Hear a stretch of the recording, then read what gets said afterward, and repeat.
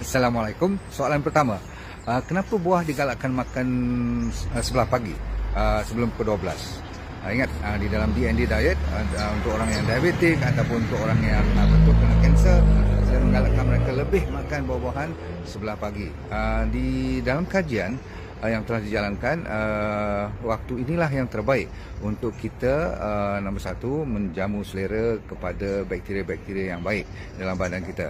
Sebab maklum saja, semalam tu mereka sudah bekerja keras untuk membantu pencernaan yang diketuai oleh kita punya liver, hati kita nak proses semua bahan-bahan makanan yang kita masuk, sama ada elok tak elok, lebih-lebih lagi yang makan lebih tinggi dalam bentuk protein ataupun susu ataupun gula, jadi dia penat lah kan. Of course, bakteria yang nakal, bakteria yang jahat tu memang dia suka makan makanan yang berbentuk gula, susu dan juga benda yang berdaging.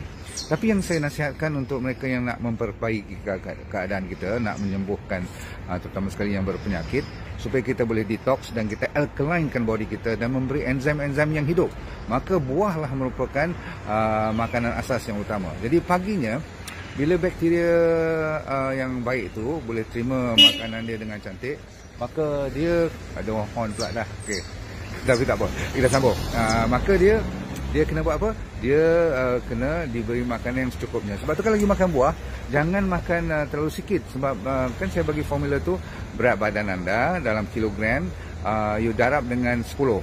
Itu dia punya gramnya. Contoh kalau saya 70 kilogram, saya darab 10. Jadi jawapannya berapa? 700 gram. Jadi 700 gram ni minima yang you dikendaki makan sebelah pagi sampailah pukul 12. Tak payah makan satu lungguk.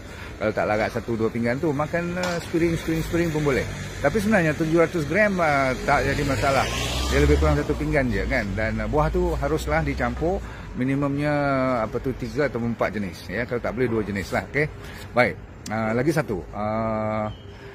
Setelah dia dijadikan makanan, bakteria ini memang membantu banyak proses-proses penghadaman dan juga proses-proses pengeluaran hormon-hormon. Yang paling utama, saya selalu cerita orang diabetik, jangan harapkan pankreas saja yang menjalankan kerja. Rupanya bakteria ini banyak membantu untuk memberi rangsangan kepada pankreas untuk mengeluarkan insulin. Maklumlah, pankreas dah tak larat ataupun dah malas nak keluarkan insulin. Kalau terlalu banyak kita makan benda yang memerlukan insulin seperti gula kan, seperti bahan-bahan yang penuh dengan refined food. Baik, lagi satu,